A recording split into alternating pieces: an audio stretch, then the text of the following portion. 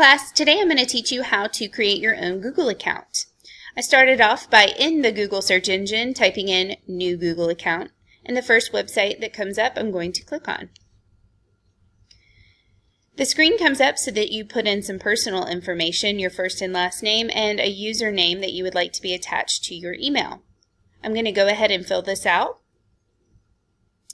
As you can see, I have filled out all my personal information, and I'm going to go ahead and click the Next button. When I click the Next button, you will see my phone number pops up. This isn't optional, so I'm going to skip over that. I'm going to put in my birthday month, day,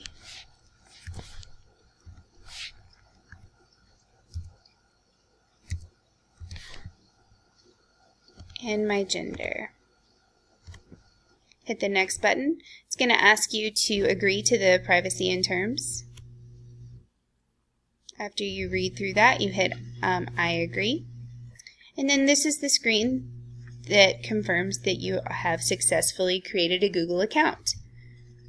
If you go up here, these are all the applications that we will go to in later.